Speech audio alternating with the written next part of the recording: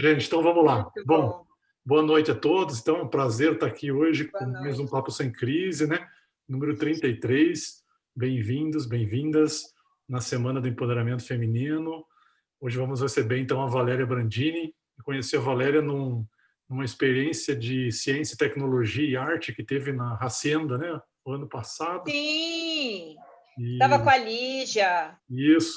E o Carlos estava também, o Carlos Nogueira, acho. Estávamos lá. Estava. E então, gente, é um prazer ter e uma honra ter você aqui, Valéria Brandini, para fazer Ah, é troca hoje, minha. tá? Então vamos lá, vamos começar. Vou passar já a palavra para vocês. Eu vou mandando algumas perguntas depois aqui pelo chat, mas assim, fiquem à vontade e vamos em frente. Ok. Pessoal, Xará. é um prazer estar com vocês aqui, o pessoal do Facebook. Boa noite para todo mundo.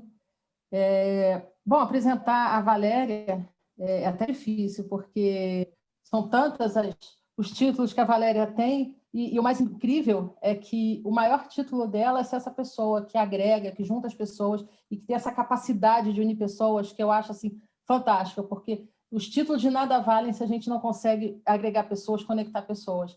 Então, mais do que antropóloga empresarial, comunicóloga, semioticista, graduada pela Unicamp, doutorada pela USP, pós-doutorada, PhD, a Valéria é essa pessoa que tem a capacidade de unir pessoas. Então, é muito legal trazer mulheres que têm essa capacidade de unir pessoas, porque Renacidade é isso, Renacidade é união. Acima de qualquer coisa, Renacidade é união. Independente de sua crença, independente da sua raça, independente do seu gênero, independente da sua identidade sexual, o Renacidade é o ponto de união, de interseção de pessoas que querem realmente transformar as cidades e transformar as cidades inteligentes. E nada como depois de um dia de eleições para prefeituras, né, para as nossas prefeituras do Brasil inteiro, falar sobre cidadania inteligente, né? Porque numa cidade inteligente, a cidadania tem que ser inteligente. Então, que cidadania é essa que a gente está construindo, né? E aí eu dou a palavra para a Valéria Brandini. Somos muitas Valérias aqui, vocês vão perceber, hoje nós temos 3, mas nós somos 5, 6, nem sei quantas Valérias somos. Então, a gente se chama muito ou por xará, ou pelos sobrenomes. Eu sou a Queiroz, tem a Campos e a Brandini aqui junto com a gente. Brandini, é um enorme prazer te ter aqui com a gente. Te dou a palavra agora. Ah, que querida, super obrigada, Xará. Nossa, estou muito feliz de estar aqui com vocês. Sei que o grupo abriu uma brecha para fazer de segunda, porque segunda não é o dia de vocês. Olha, estou honrada, estou feliz. E a coisa que a Valéria falou sobre eu gostar de agregar pessoas é o seguinte: todo mundo que gosta de festa gosta de juntar gente, né? E antropologia é muito uma ciência que estuda os rituais, né? E eu nunca vi antropólogo que não gosta de festa. Então, assim, como eu gosto de festa, eu gosto de juntar gente. Hoje, agora, nós estamos numa festa. Eu entendo que nós estamos celebrando o Renacidade e estamos falando sobre um tema que, para mim, também é festeiro, porque é ser cidadão. O que é ser cidadão? É participar, é ocupar. Tem uma história muito legal na minha carreira como antropóloga, que, assim, quando eu fui fazer graduação, eu fui para a Unicamp, né? E a Unicamp é uma faculdade que, diferente de muitas outras, pelo menos na época do Brasil, né, nos anos 90, enquanto na USP a antropologia, até a época, pelo menos, era muito ligada a investigar assim, o outro no sentido do indígena, as populações periféricas carcerárias, né, os menos favorecidos, a Unicamp tinha uma fonte, uma coisa muito ligada à antropologia urbana. Então, assim, eu fazia faculdade de Ciências Sociais, eu fazia Sociologia, Ciência Política e Antropologia. Quando entrou em Antropologia Urbana, eu falei, nossa, é isso que eu quero ser, é isso que eu quero fazer. Por quê? Porque a URB, ela é uma coisa muito pulsante. Quando a gente começa a estudar assim, a história das cidades, do desenvolvimento urbano a partir do século XIX, né? Lógico que a URB é uma coisa muito anterior. Quando a gente pensa assim, nos fundamentos da cultura greco-romana, onde tudo isso nasceu, e aí nasce a filosofia, o direito e tudo mais, a urbe, ela se forma, a urbe que nós vivemos dentro dessa concepção, ela começou a se formar muito nesse desenho, muito na era da industrialização do século XIX, né? Então, assim, isso é coisa que todo mundo sabe, estuda na escola tal. Só que a constituição das urbes é um fenômeno muito interessante, porque as pessoas iam para lá para trabalhar, né? Imagina assim, Londres, São Paulo, né? Qualquer grande cidade, e não tinham as estruturas, não tinha hotel, não tinha pensão, então foram se formando os cortiços. E aí uma coisa que é muito curiosa, né? Aonde você tem muita gente trabalhando, e isso tem a ver com a consolidação das leis do trabalho no mundo inteiro, você tem que ter o dia da galera ir beber.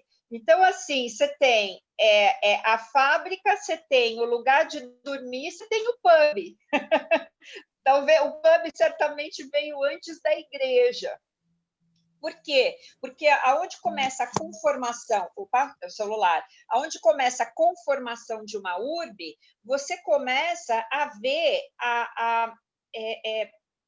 como é que eu vou dizer, a evidência das necessidades essenciais dos seres humanos e que começaram a se constituir nas cidades. Então, por exemplo, primeiro, você tem que ter lugar para as pessoas ficarem, dormirem. Então, sei lá, hospedarias, cortiços, casa, todo tipo de lugar, casa de pau a pique, o que quer que seja. Aí você tem que ter uma igreja, você tem que ter algum espaço de estrutura de fé, você tem que ter o bar, né? Você tem que ter o bar.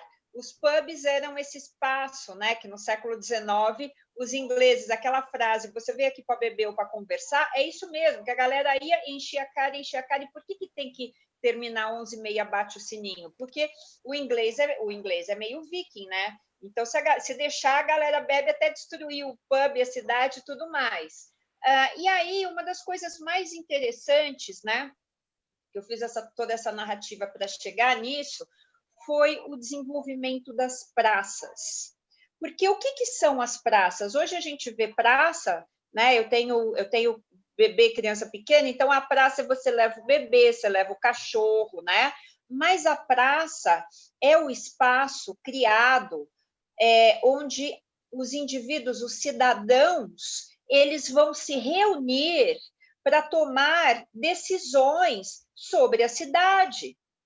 Então, as pessoas se reuniam, os eventos, então, mas onde é que a gente vai definir quem que vai ser o vereador, o prefeito, ou qualquer decisão conjunta, né, que congregasse as pessoas, era resolvida na praça. Então, a praça era esse espaço onde, a partir do século XIX, você começa a ter um desenvolvimento muito forte da estrutura privada das casas, né? Quem fala muito sobre isso é o Richard Sennett e o David Riesman, são dois autores, em contraposição a esse desenvolvimento de uma estrutura mais privada e até clusterizada, você começa a ter a praça como esse espaço onde as decisões políticas, e eu não estou falando de política partidária, eu estou dizendo tudo aquilo que determina as relações de poder nas cidades era resolvido na praça. Com o tempo, as praças foram perdendo, né, esse contorno, né? Foram perdendo esse contorno. Mas qual é a característica de uma praça? Ela é aberta e ela é para todo mundo.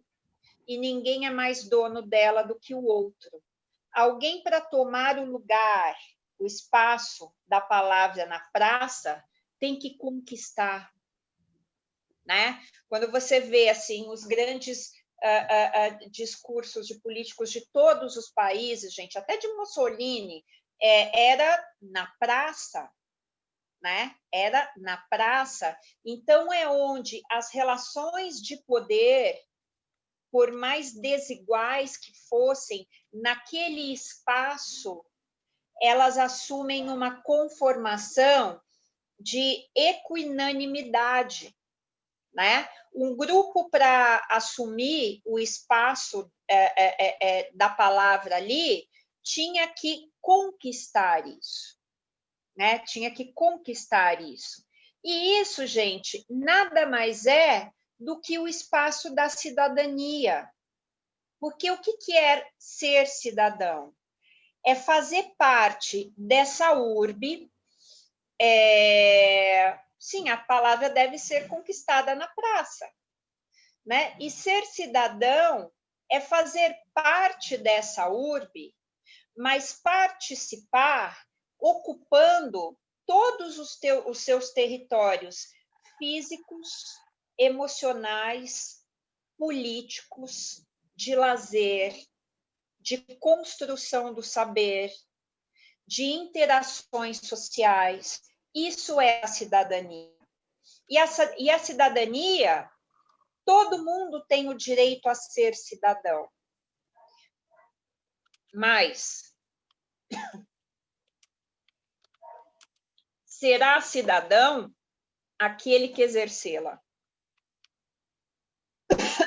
Desculpa. Então, a cidadania, ela não é, eu não encaro necessariamente como um direito, mas eu encaro como uma possibilidade, né, que é aberta, a pessoa que ocupa, que participa, que está na cidade, mas que ele só terá isso se ele ocupar esse espaço, se ele participar. E aí é onde a noção de cidadania ela se torna uma realidade para aquele que a busca e para as pessoas que compartilham isso, quando a pessoa se envolve. Enquanto você apenas diz, eu moro aqui, Nogueira, eu moro aqui, isso não faz de você cidadão. Ah, mas eu tenho direito de ter tal coisa porque eu pago imposto. Isso também não te torna cidadão. O que te torna cidadão é se envolver nessas questões para exercer o seu direito de participar destas decisões.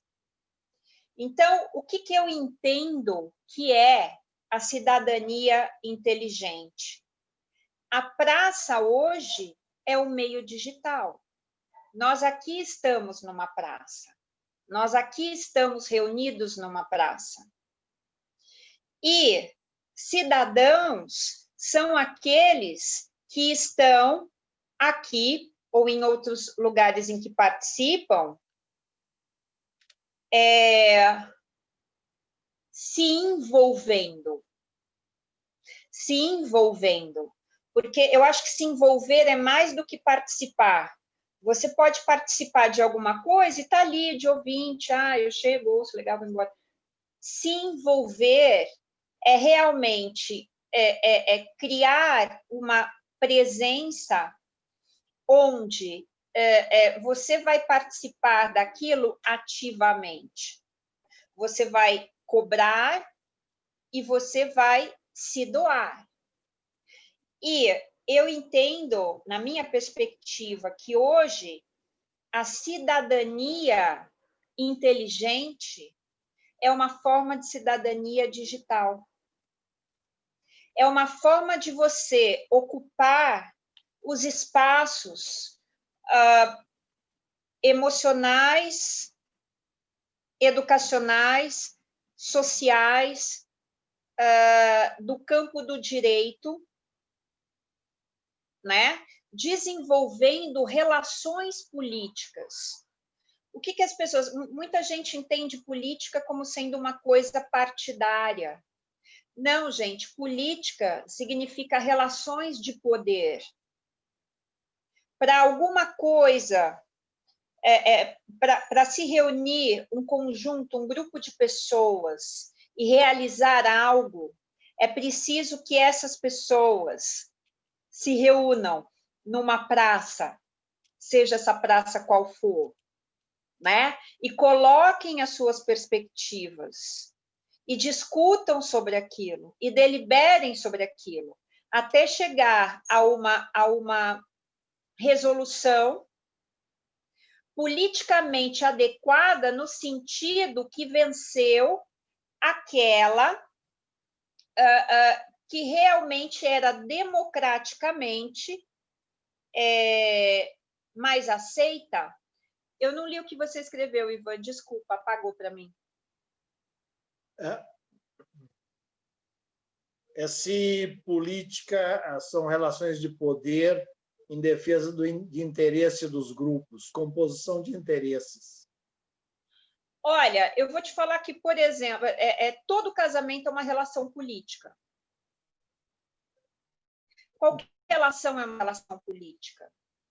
Para você tomar uma decisão se vai pintar a casa de verde ou de roxo, entendeu? Alguém já teve alguma contenda política com companheiro ou companheira?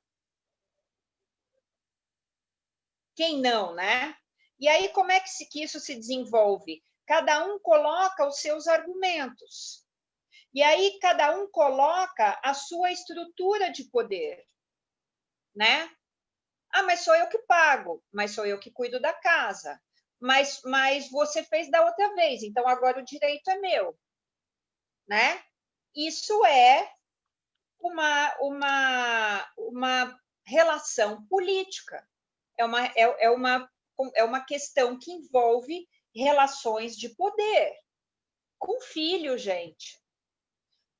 O meu pequenininho dura que eu ainda tenho que ser autoritária, né? Eu estou no campo do absolutismo. É simplesmente não.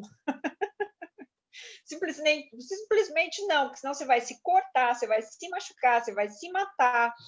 Mas, assim, achará que tem filho adolescente, você não tem que ter debates, questões de âmbito político, de uma relação de poder, de cada um argumenta e cada um tem o seu argumento dentro do seu campo de poder, né?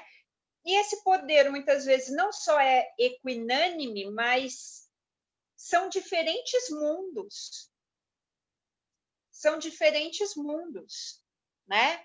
Então, assim, é por isso que eu gosto muito da diplomacia, eu acho uma área muito legal. Eu dou aula em curso de relações internacionais, né? Estudei um pouco também quando estava na faculdade, porque não é fácil. Agora, por que eu estou falando de política? Porque não é dessa política partidária, não é da política das eleições, é das relações de poder. E o brasileiro, em geral, tem uma perspectiva onde ele se sente muito no direito, mas, ao mesmo tempo, ele não quer se envolver muito. E isso é cultural, gente. Isso tem a ver com décadas de situações onde as pessoas se decepcionaram, né? E tudo mais. Né? E eu estou falando da questão política governamental e da questão da cidade também. E da questão dos espaços emocionais e físicos ocupados pelas pessoas, né? Então, tudo bem, poxa, você quer mudar a sua cidade? Uma alternativa é começar a frequentar as reuniões da Câmara dos Vereadores, dos deputados, ir lá, ver quais são as propostas, pensar até no sentido de eleger o candidato que tenha mais a ver com as propostas. Um outro jeito é ir para a praça. E a praça hoje é esse espaço também, em grande parte, digital.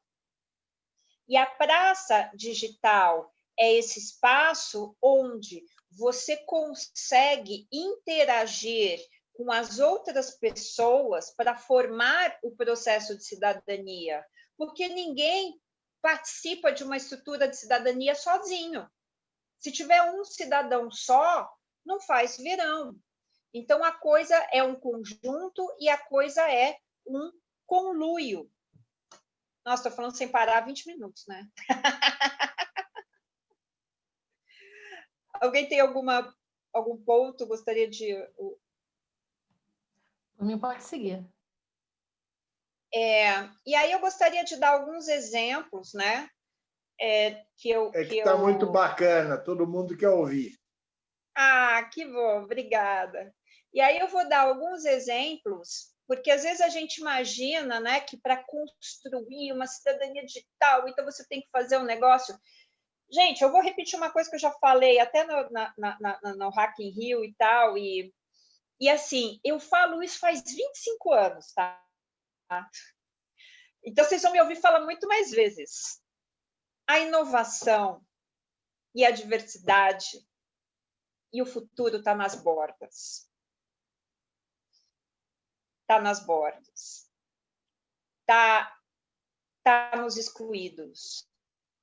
Está naquele espaço onde quem não tem acesso ao poder dá nó em pingo d'água. Tá? Por quê? Porque esse pessoal pega um telefone, um celular, que às vezes é um smartphone antiguíssimo, e eu vou dar um exemplo da minha cunhada. Eu tenho uma cunhada que mora na Praia da Pipa, mora em alguns outros lugares do mundo, foi morar lá, ela tem uma menininha de uns 12, 13 anos, e acho que a última vez que ela foi aqui, ela me contou sobre como na Praia da Pipa, a Praia da Pipa, para quem não sabe, é uma praia na região de... Putz, eu vou esquecer o nome. Rio Grande do Norte, perto de Natal. Então, mas tem um nome, aquela cidadezinha, aquela região que tem várias praias, não vou lembrar agora, e é perto de Natal, né? E lá tem muito estrangeiro, Timbal, mas também tem aquilo que o pessoal fala de uma questão mais caiçara, né? De pessoal que nasceu lá e tudo mais. Timbal do Sul. E aí ela estava me dizendo que, assim, nós sabemos que por questões culturais, infelizmente, o Nordeste é um dos lugares onde você tem mais feminicídio no Brasil, né? É uma questão cultural, é uma questão patriarcal, é ali onde você também tem maior exploração, abuso infantil e tudo mais, né? Então, ela estava dizendo que uma coisa, assim, corriqueira, eram mulheres, não só o feminicídio, que é o caso extremo, mas mulheres, muitas vezes, espancadas, abusadas, né? E que às vezes até tinham dificuldade de ir até a polícia, e a polícia não faz nada, e medida protetiva não adianta, e essa coisa toda, né? Que é o que a gente vive no Brasil.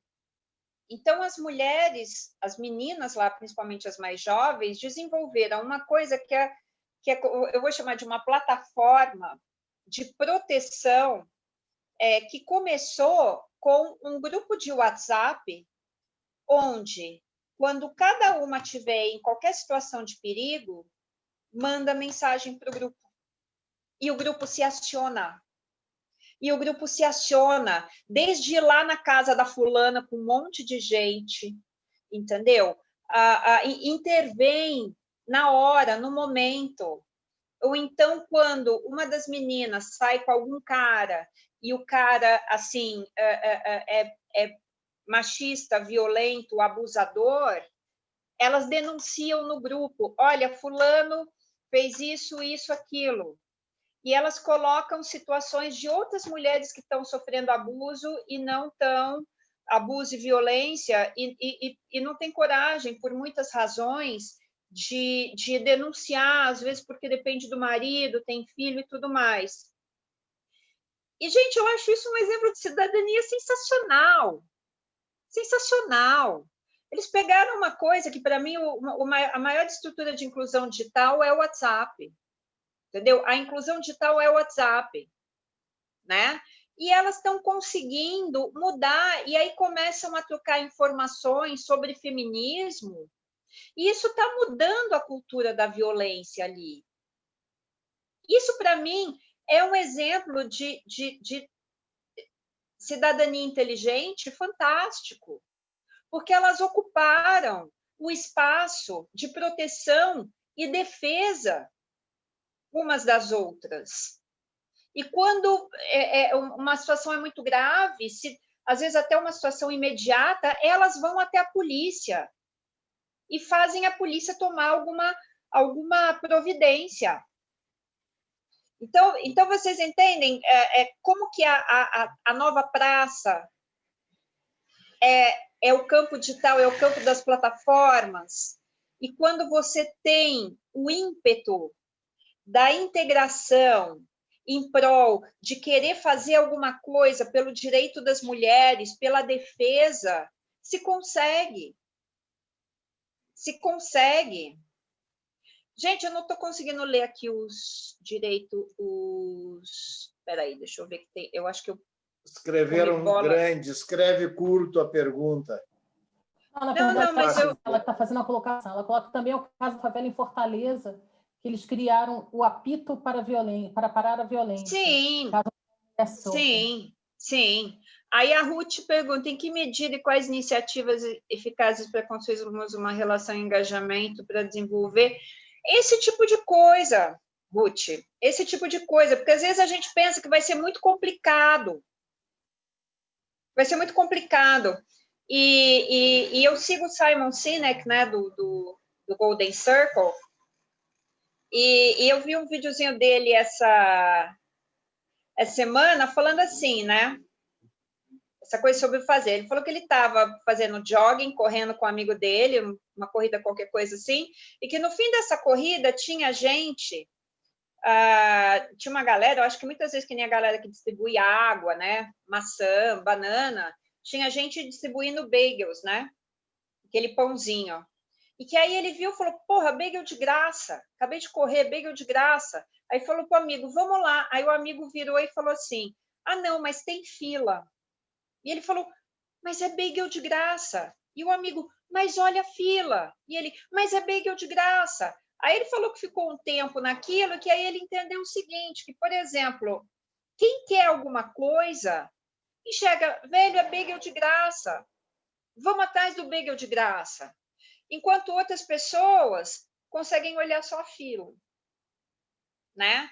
Então, eu acho que o campo para a gente pensar em cidadania é a inspiração que, para mim, vem das bordas, que é de quem não tem muito acesso, não tem muito conhecimento estrutural daquilo, mas utiliza os meios digitais para viabilizar.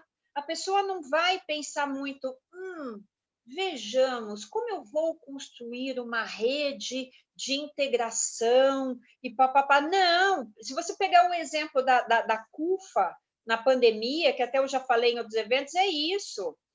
Os caras pegaram e começaram a mobilizar a galera batendo na casa das pessoas e por número de WhatsApp, entendeu? E conseguiram se mobilizar para buscar recursos para lutar contra a pandemia, né? Então, eu acho que o princípio é querer fazer.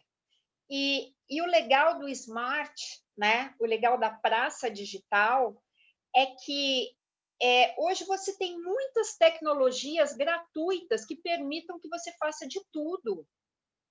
É muito engraçado porque quando começou a pandemia, eu faço muita consultoria para empresas, pesquisas, até brand sprints, né, para posicionamento de marca. Pensei assim, nossa, agora fudeu, agora não vai ter nada até acabar a pandemia. Imagina, a gente foi fazendo isso por plataformas, por aplicativos que tem uma completude, tem um alcance e tem uma estrutura, e é tudo de graça, né? É tudo de graça. E o mais legal agora da pandemia foi que o pessoal começou a descobrir esses aplicativos que já estavam aí, né? mas a gente nunca pensava, até precisar usar e lançar mão de todos os recursos deles, a gente não imaginava que pudesse ser tão eficiente, né? Então, eu acho, Ruth, pegando a sua questão, que que a necessidade é a mãe da solução. E pensar simples. Pensar simples. Por exemplo, eu venho de uma área, né, acadêmica, antropologia, não sei o quê, e quando eu cheguei no mercado, eu comecei a ter uma percepção muito engraçada que eu faço um paralelo com a percepção que o pessoal tem quando vai para a área acadêmica, né? Quando alguém que é do mercado vai para a área acadêmica. Do mesmo jeito que o pessoal, executivos ou profissionais que vão para a área acadêmica acham tudo aquilo muito complicado e precisava ser mais simples, às vezes eu vejo coisas no mercado que eu falo, velho, é muito mais simples, entendeu? Dá para simplificar esse negócio. Não precisa de tanto intermediário para chegar, não precisa de... Dá para simplificar. E, assim, no meu trabalho, uma das coisas que por necessidade, se não viabilizava o meu trabalho, por necessidade, eu precisei aprender a fazer, e não é que eu vou dizer que eu sei, não, mas eu estou o tempo todo buscando aprender, é simplificar. É simplificar. Então, sabe aquela coisa, a gente precisa fazer alguma coisa, vamos ver que plataforma tem e vamos começar a criar. E vamos começar a criar. E isso é a praça, e isso é a cidadania. E aí o legal do smart, do digital, é que você tem campos, você tem duas coisas que eu sempre falo isso e são essenciais. Você tem maior abrangência e você tem maior velocidade. Então, imagina que você consegue pegar pessoas de uma cidade inteira. De uma cidade inteira, eu quero dizer, você consegue pegar, interagir com pessoas com as quais você talvez não tivesse um contato de uma outra forma, ou presencial, ou numa praça física. E você consegue numa dimensão de rapidez, de agilidade. Né? De agilidade. Imagina que essas meninas lá do Rio Grande do Norte, da Praia da Pipa, estão conseguindo interceder junto a casos de violência física no momento que está acontecendo. Chega 10, 15 meninas lá com pedra e pau. O cara vai parar ou não? Entenderam? Então, assim, eu digo isso querendo dizer assim, nós somos mais fortes do que nós pensamos. Por que eu gosto tanto de festa? Porque quando junta a gente, é muito mais legal. Pensar sozinho é legal. Pensar em conjunto é muito mais legal. Sim, a praça híbrida, porque hoje tudo é híbrido, né? Olha, por exemplo, eu sou festeira, né? Então, assim, eu entrei no grupo, no Corporate Hackers, depois que eu apresentei o trabalho na Hacktown, a primeira coisa que eu fiz foi criar o Hack Rolê, para a gente se juntar presencialmente, né? Então, eu acho que aí as coisas vão acontecendo, né? Nunca vai ficar só presencial ou só digital, mas o digital viabiliza com abrangência e velocidade, né? Tá vendo tanta coisa legal que vocês estão falando? Eu queria que vocês falassem, gente. Sabe por quê? Porque eu perco aqui, ó. Simples é melhor. Eu vou falar também. Então, por favor. Valéria, na hora que você quiser, abre o papo. Abrir, tá aberto. Nós estivemos, eu e Carlos Nogueira, estivemos no primeiro Hack Rolê, éramos eu, Valéria Nogueira, o Raul Ravales e o Courtney. E o Courtney chegou no fim. Exatamente. Chegou mais tarde. E foram vários Hack Rolê que rolaram depois. Eu acho muito legal essa sua fala, Valéria, da gente criar essas praças, né, porque o Renacidade é justamente isso. O Renacidade, eu estou no Rio de Janeiro, eu não sou de Santa Rita, né? O Sérgio é de Maricá, um monte de gente aqui... Nogueira, São Paulo. Nogueira, São Paulo. Eu estou em São Paulo. Exatamente. Ó, falando do Câncer, cara, o Câncer tem uma coisa que ele ouve a voz... já sumiu. Ele aparece e desaparece. Olha ele aí de novo, olha ele. Acabamos muito de falar do Câncer, ele aparece. Quem pode ser? Mas não deixa ele não de falar mal do Mas a gente, o Renacidade, ele é justamente isso, ele une pessoas não de uma cidade, né, mas de várias cidades. E a gente tem a possibilidade de criar a gente já habita esse espaço híbrido, né?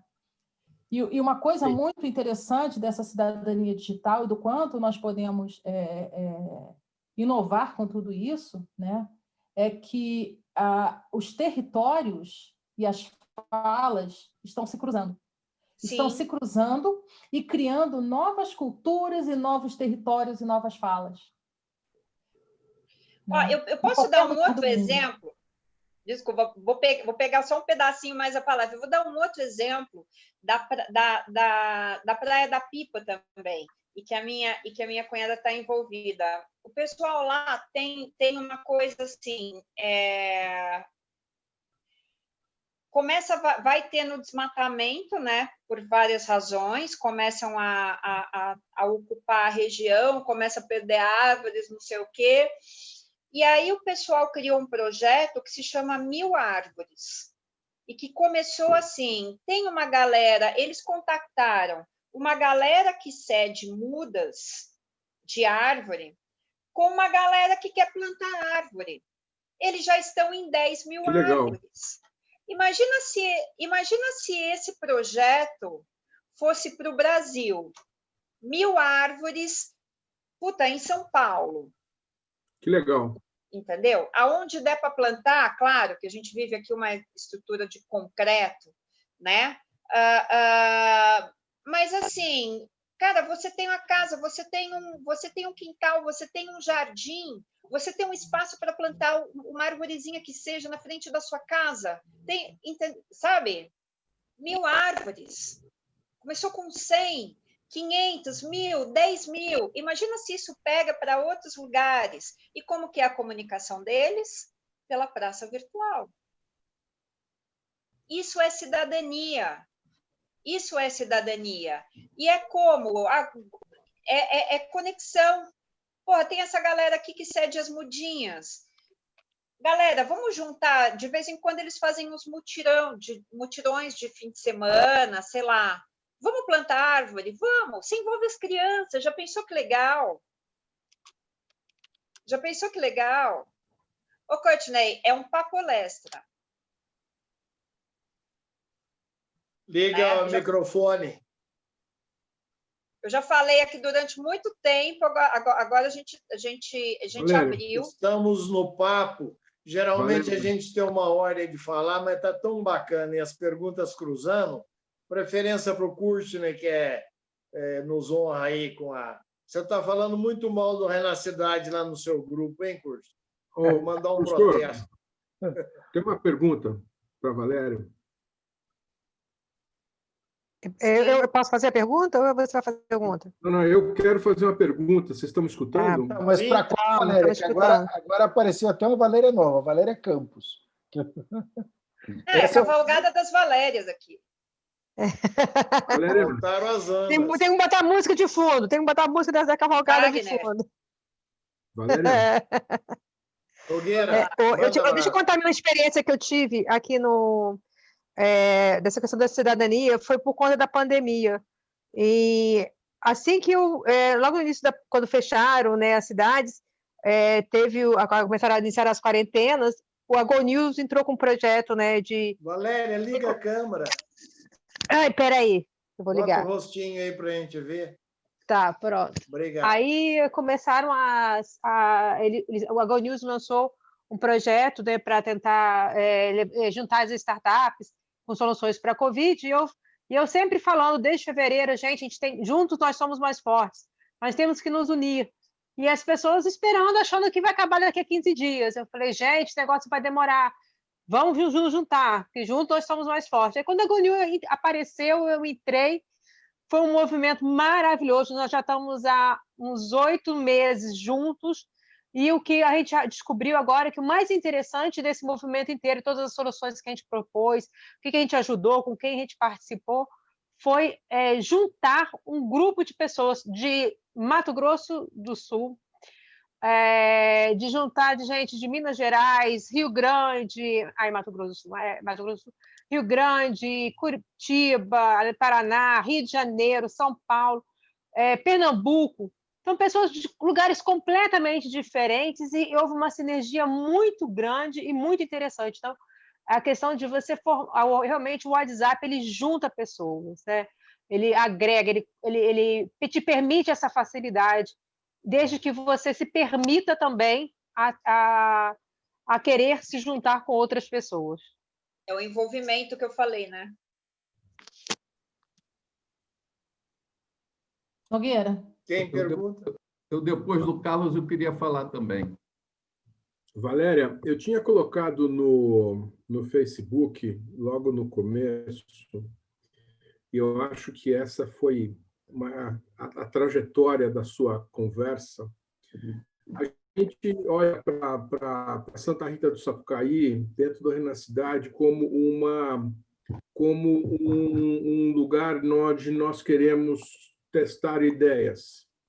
E eu gostaria de convidar você, nesse momento aqui, oficialmente, está traduzindo, está transmitindo pelo Facebook. Sim. A gente vai fazer, no ano que vem, durante o Hacktown, ou antes do Hacktown, a gente quer fazer alguma coisa ligada ao Renacidade. E a gente poderia fazer algo conectado com uma praça virtual, uma praça real, Sensacional! Na casa da vovó, na varanda da casa da vovó, onde nós vamos trazer pessoas que estão ali realmente... Uma praça mundial. Uma praça mundial. Então, pensa bem, você é convidada para desenhar isso. Eu sou arroz de festa, eu vou em todos os lugares, eu vou em todas as festas. E se tem cachaça, é comigo. A casa da vovó é onde eu estou. Vamos lá, aqui está o vovô. Então, mas vai ter Hacktown no ano que vem? Vai. Sim, se não tiver, nós fazemos o Hack Inverno. Já tem data definida. Nossa, eu acho sensacional.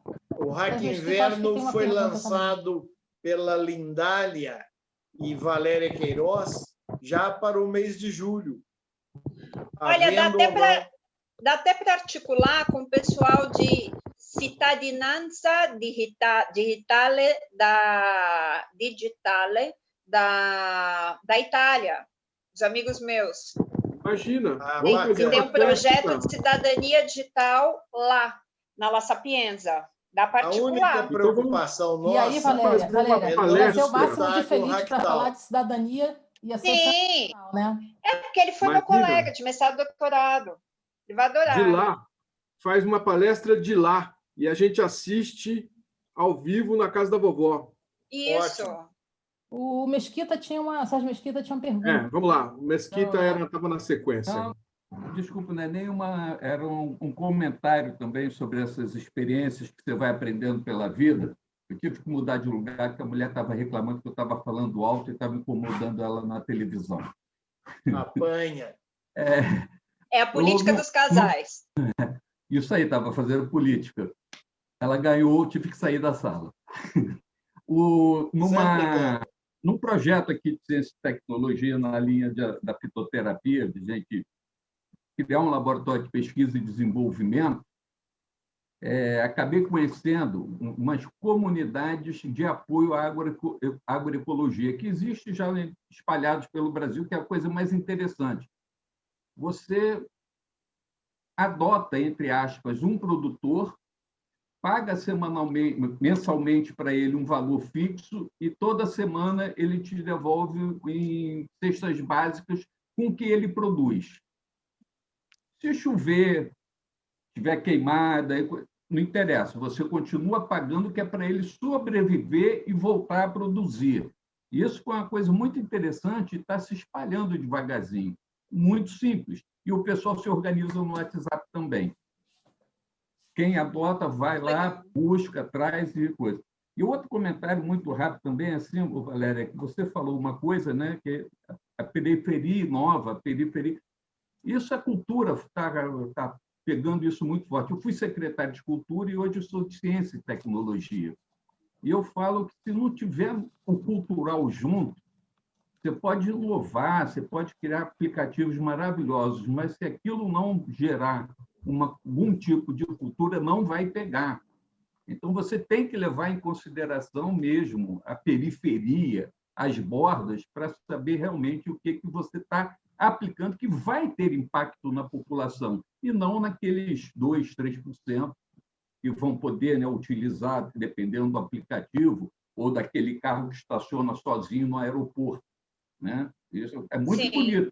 É muito bonito esse Mercedes que estaciona sozinho no aeroporto. Mas isso resolve lá o Tietê, a Praça da Sé, 6 horas da tarde, os ônibus, não resolve. Então, essa parte aí da periferia, a gente tem trabalhado muito nessa linha em Maricá. Era só esse comentário. Uma das coisas mais fortes assim da antropologia, que o método é a etnografia, é que tem uma coisa que assim a nossa sociedade, a sociedade branca ocidental, tecnológica e tudo mais, ela acha que entende, mas não entende muito desses saberes periféricos.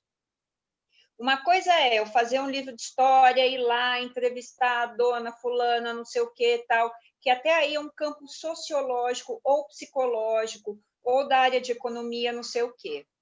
Só que entender a lógica de como as pessoas fazem as coisas é uma das tarefas da etnografia. Por exemplo, mapear desde como o pessoal aloca os seus recursos, tem a solução dos problemas, consegue viver. Gente, assim, é difícil às vezes até a gente imaginar como que as pessoas conseguem sobreviver com determinados salários. É claro que vivem em pauperidade e tal, mas como fazem isso? Então, você tem uma engenhosidade, né, de processos, de ideias, de recursos mentais, de lógicas antigas, ancestrais, de formas de ver as coisas, que é extremamente rico.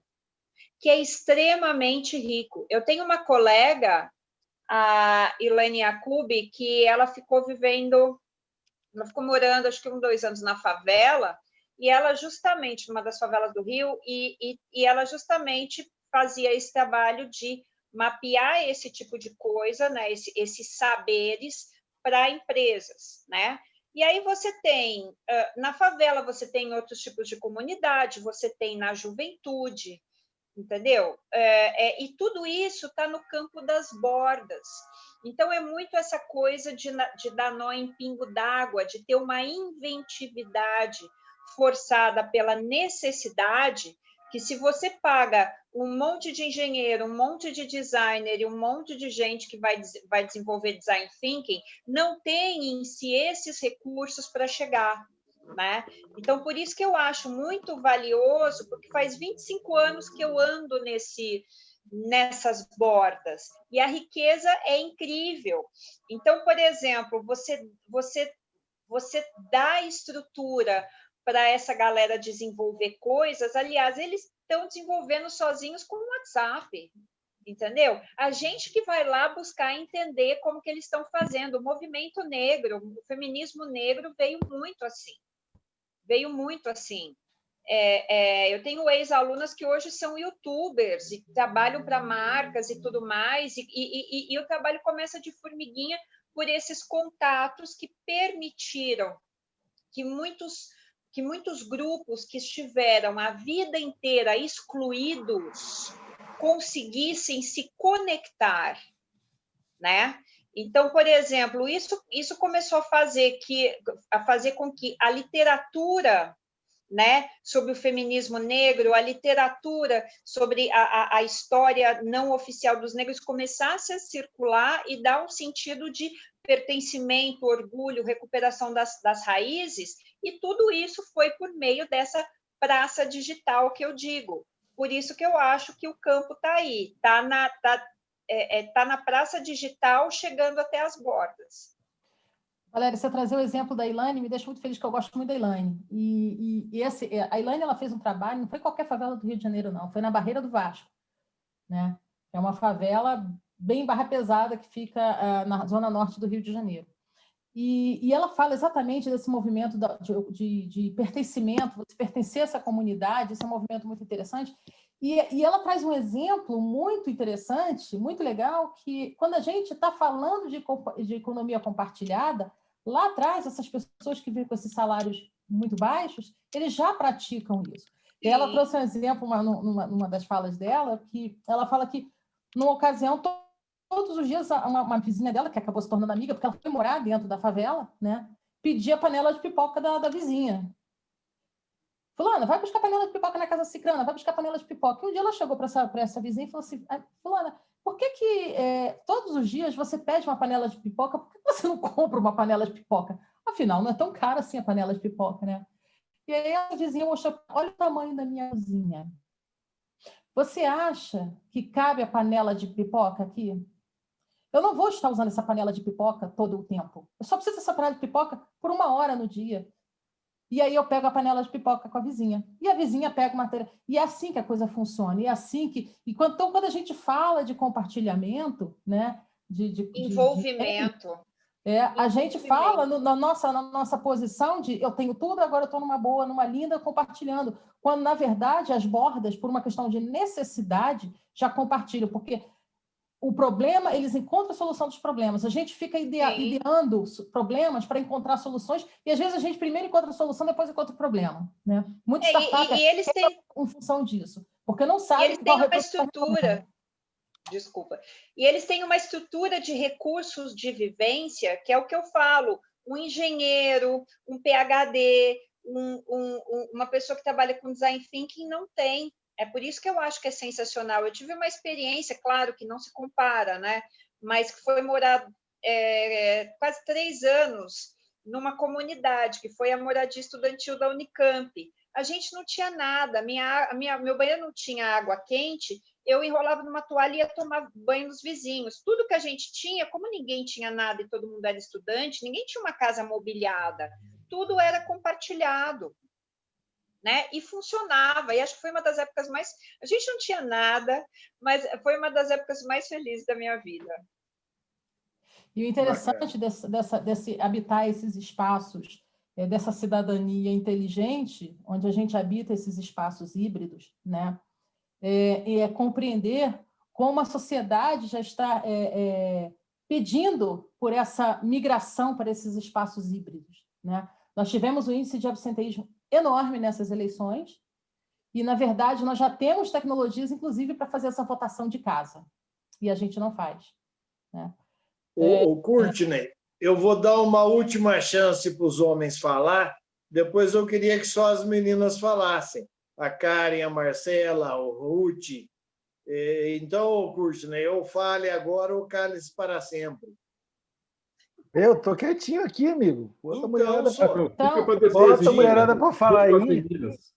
Até o Alberto está falando um monte hoje. Ele, o mapeador. Estou estranhando os homens, viu? Acho que eles estão intimidados. Agora eu sei que a Valéria... Depois o Queiroz provoca as meninas aí. Ruth, Marcela e Karen. Eu estou sendo vítima de cortina de fumaça, Ivan.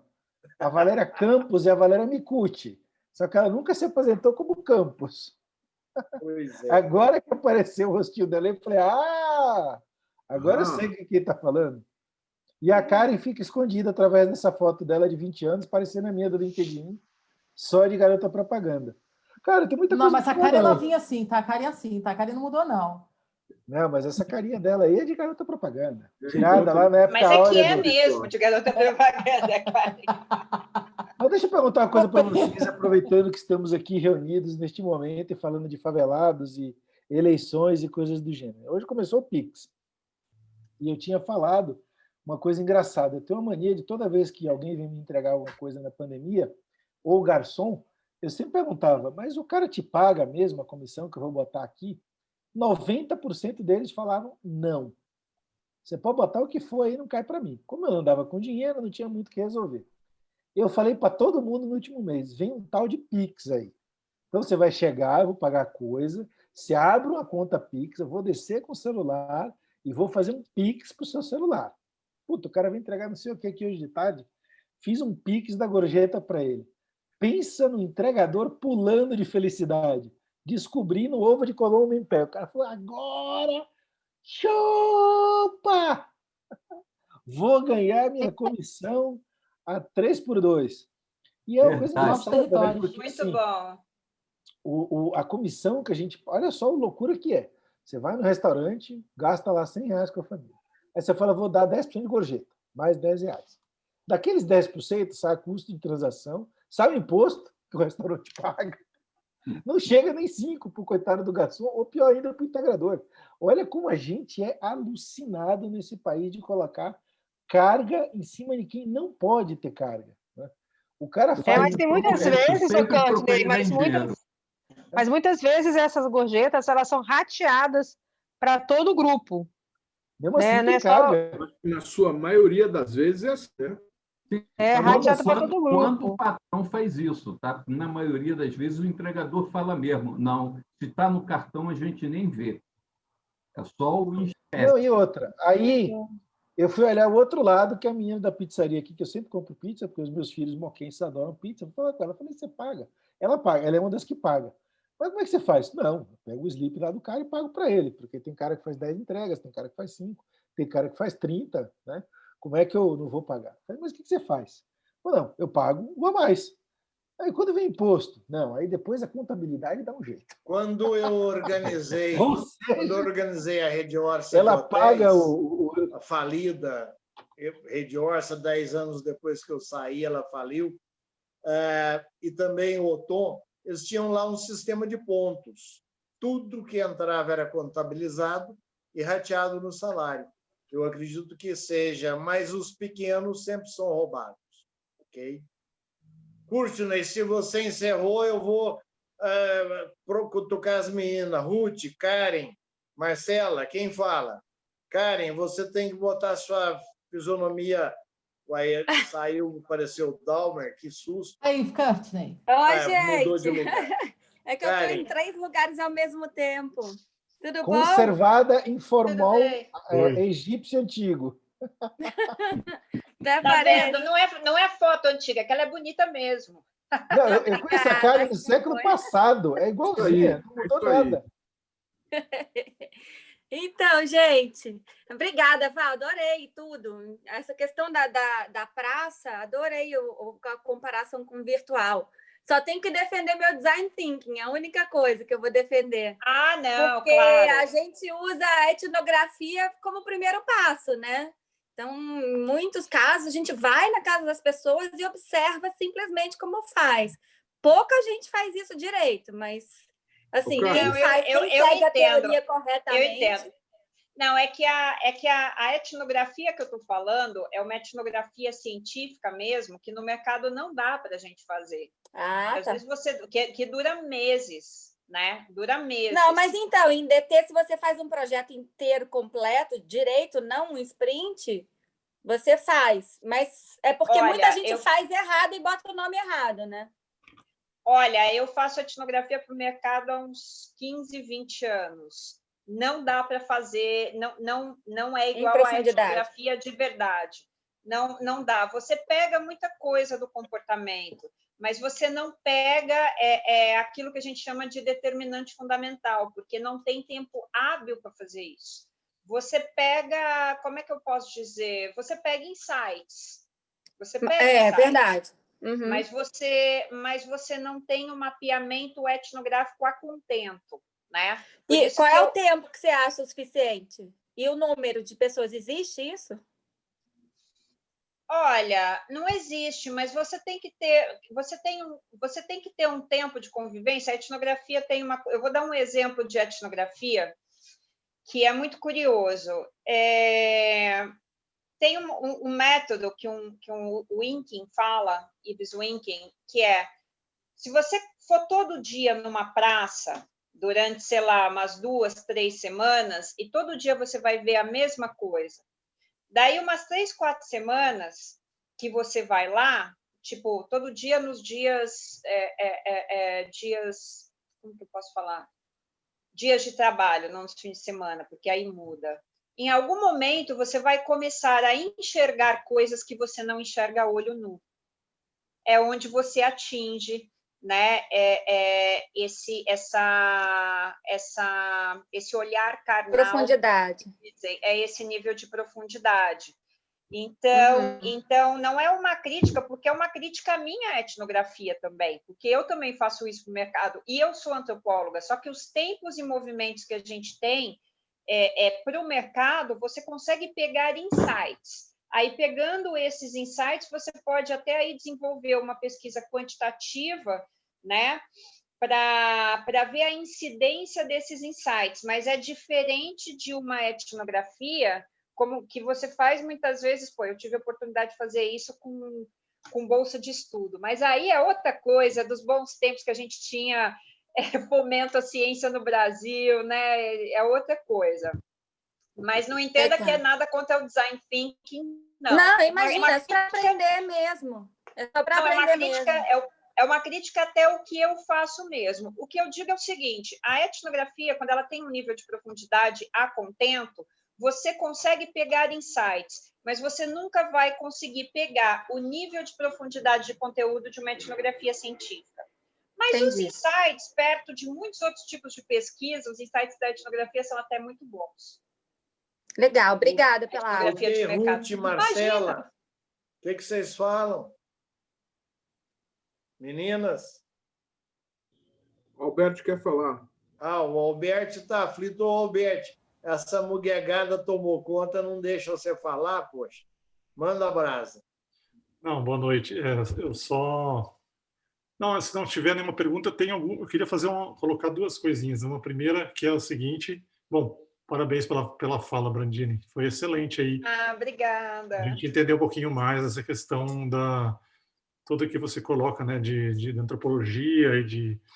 eu queria falar o seguinte, nós tivemos aqui, acho que foi menos de um mês, né, uma palestra sensacional sobre o cuidado com os relacionamentos, né, e os problemas que a gente está vivendo relacionados à dificuldade de relacionamento. E com a pandemia eu vejo, pelo menos aqui em casa, né, e eu tenho observado isso com meus filhos, eles nunca estão sem se relacionar, eles estão o tempo todo se relacionando com os colegas pelo virtual, né? E não pelo físico, porque eles não têm contato físico, óbvio. E nessa palestra, que foi muito legal, a conclusão é que a gente deveria tomar muito cuidado com os relacionamentos para evitar uma série de problemas e usar, a conclusão foi essa, né? Usar as praças digitais, as redes, para a gente cuidar dos relacionamentos. E a minha pergunta é nessa direção, quais são os valores da praça digital? A gente pode usar a praça digital para aprimorar o ser humano, para transformar os valores, para mudar culturas? Por exemplo, as pessoas não jogam papel no chão, né? Como é que a gente usaria a praça digital para criando uma comunicação efetiva, usando meme? O que seria como é que a gente poderia circular pelas várias redes isso para convencer as pessoas a mudar?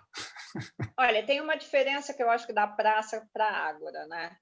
Que a praça também é lugar do fun, também é lugar da diversão. É o espaço público que tem o debate político, entendeu? E depois tem o mambembe, e depois tem o footing, né? Quem não sabe que é footing, pergunta para alguém que for um pouco mais velho. Então, você tem a total democracia. Todo mundo pode chegar a falar da sua opinião e tudo mais. Eu acho que nesse campo da dimensão política social, que não é a política partidária, tudo começa de alguém ter um objetivo. Por exemplo, você tem uma perspectiva. Eu falo, gente, eu queria começar a me mexer para fazer alguma coisa para que as pessoas parassem de jogar papel no chão. A questão é a dimensão política social, que é a política humana das relações de poder, é você começar a buscar engajar as pessoas na sua ideia. Aí, quando você vai tendo mais pessoas engajadas nessa ideia, você começa a se reunir com as pessoas, e aí, o que você acha que a gente poderia fazer? Aí um fala uma coisa, poxa, a gente poderia começar a fazer vídeos. Aí o outro vem e diz, poxa, e se a gente fizesse vídeo e começasse a colar cartazes? E aí vem um terceiro e fala, e se a gente começar a fazer uma terceira coisa?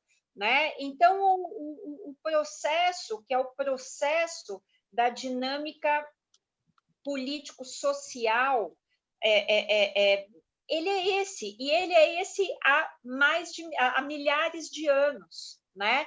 Então, e aonde está o exercício de cidadania? É quando você qual que é a palavra? Ocupa. O que é ocupar? A praça física ou digital, ela é um espaço. Como é que você ocupa esse espaço? Fala, galera, eu tenho uma ideia, eu gostaria de começar a criar uma coisa, pensar junto com vocês sobre tal assunto. Alguém tem interesse? Quem se interessa a gente começar a fomentar isso? É o mais simples possível e é o que dá mais resultado. Né? E porque aí, quais são os dois elementos da cidadania? Ocupar. Ocupe essa praça. Ocupe essa praça. Chegue e coloque. Só que busque. E aonde entra o envolvimento? Uma coisa é de você dizer o que você pensa. Ok, você disse o que você pensa e acabou. Outra coisa é você buscar engajar as pessoas na sua ideia, não no sentido de convencimento da sua ideia, né? Convencer o outro é uma invasão do território do outro. Mas assim, quem se interessa também em promover uma solução para esse tema? E isso é a ocupação da praça, entendeu? Desde o século XIX, o que acontecia? As pessoas iam na praça, não tinha microfone, não tinha nada, subia, até hoje a gente não vê aqueles pastores ali no Vale do Anhangabaú, perto da antiga Woodstock, né, da loja de discos. Você também deve ter frequentado, né, Alberti? O cara não sobe em cima do negocinho. O Boulos começou a fazer isso, cara. Eu falei, eu não sou Boulos, aliás, eu não sou nenhum desses, mas eu falei, cara, que sensacional. Porque Vladimir Palmeiras fazia isso. Oi? Vladimir Palmeiras fazia isso. É uma forma de ocupar a praça. Então, eu acho que as coisas, às vezes, elas são mais simples do que a gente pensa, né?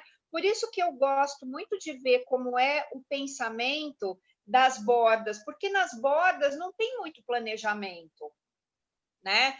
Não tem muita processualidade, não tem muita sistemática de execução, né? E o exemplo da CUFA, para mim, é um sistema que funciona porque o cara chega nessa de vamos chamar os vizinhos, não sei o que, junta, e hoje a gente pode fazer isso digitalmente com abrangência e velocidade, né? Então, eu acho que é isso, o envolvimento, aquilo que eu falei, você pode viver numa cidade, isso não te torna cidadão, você se torna cidadão quando você se envolve, né, com as relações de poder, buscando coisas pela cidade. Então, eu acho que o caminho é esse. É bem simples mesmo.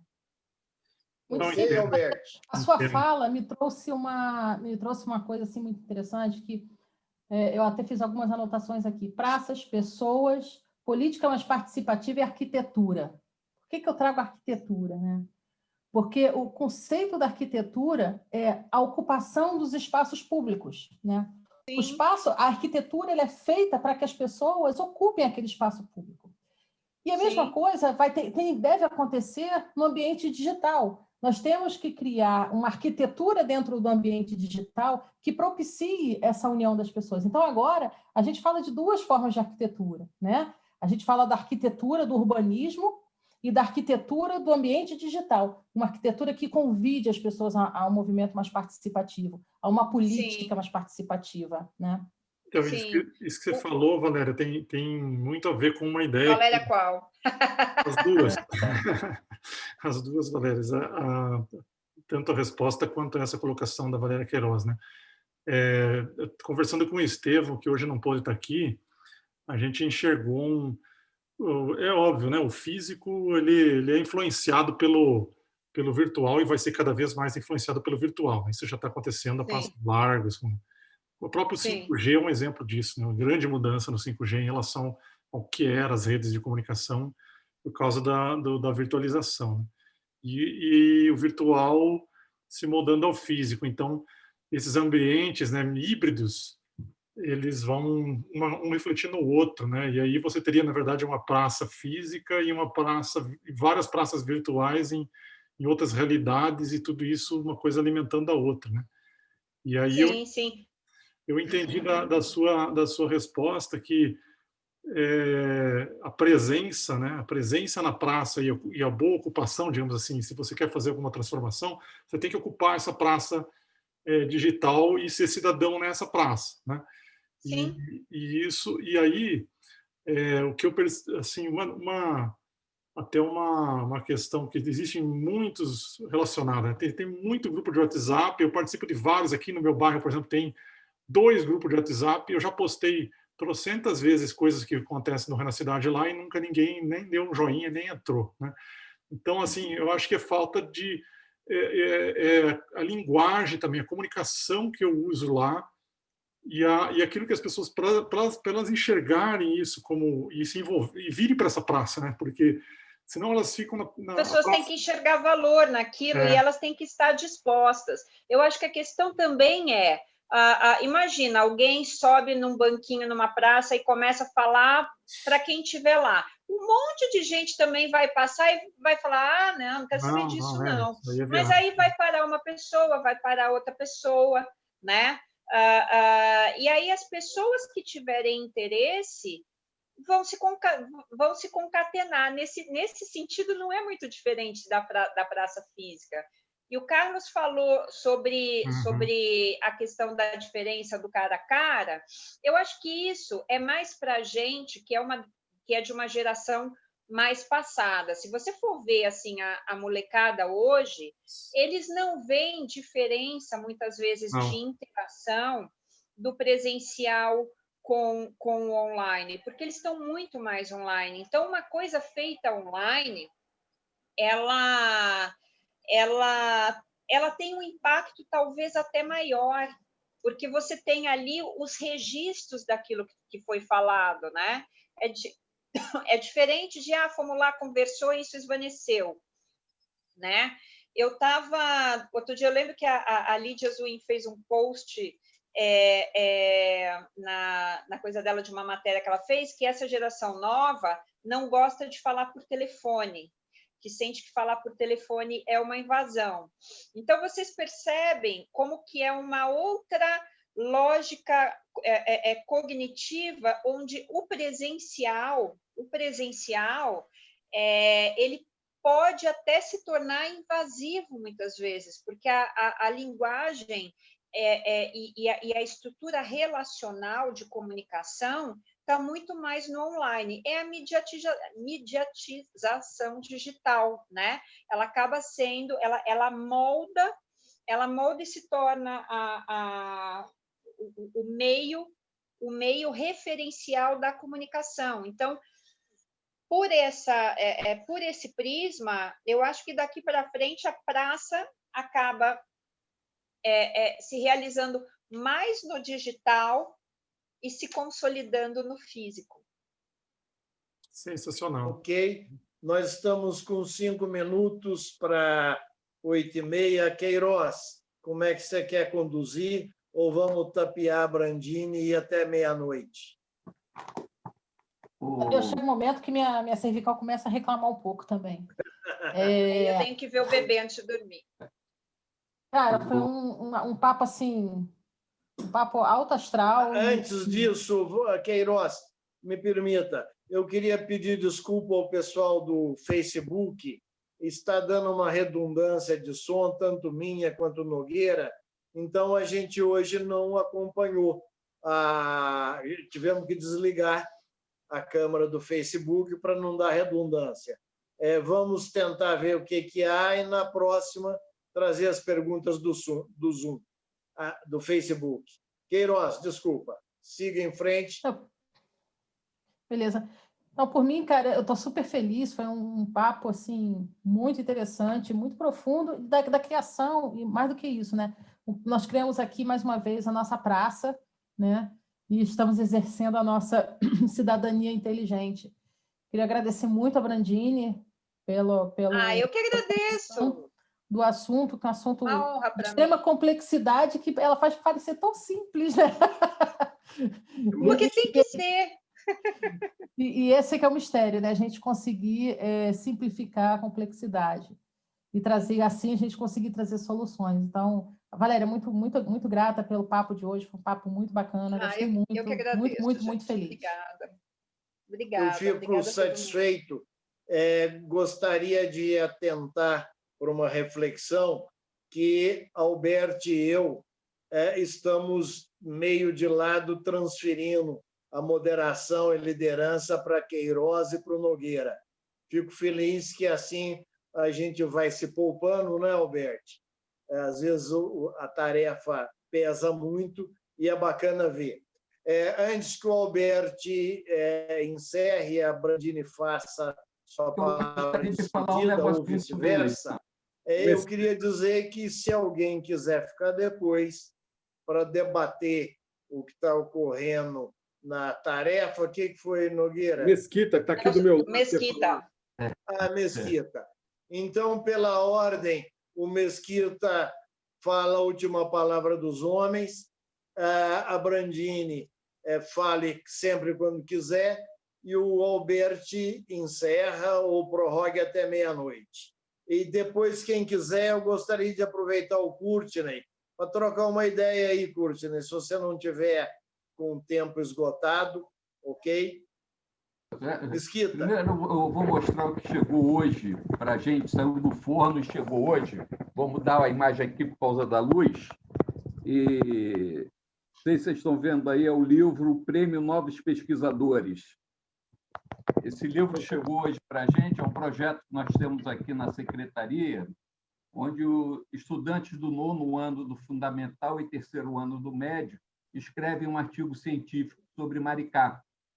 Escolhe um professor da escola, pública, privada, Estado, federal, não interessa, e municipal, e participam do prêmio. Escreve um artigo e os melhores premiados, todos, do 3º ao 1º lugar, professor e aluno, todos ganham o mesmo prêmio, que é um laptop bem turbinado.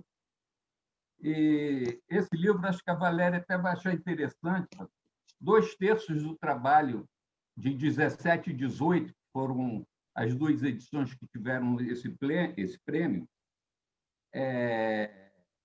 são sobre o tema pertencimento e demografia. Que legal!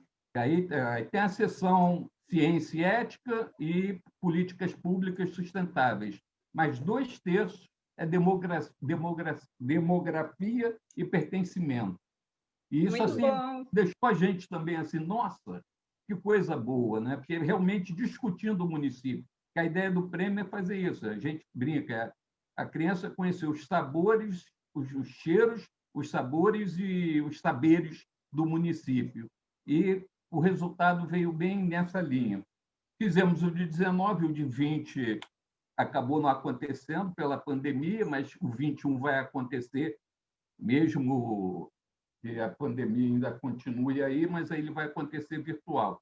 Então, o livro ficou pronto hoje, nós vamos distribuir para as crianças, as escolas, vou separar uns volumes para a gente, é claro, e vamos lançar ele depois virtual também. E é um livro copyleft, que pode copiar à vontade. Muito legal. Ok, não vamos abusar da Brandini, que o neném está aí. Está aí. Gente, eu queria agradecer muito. Para mim foi uma honra, foi um prazer. Foi uma honra que vocês tenham ficado aqui dispostos a ouvir.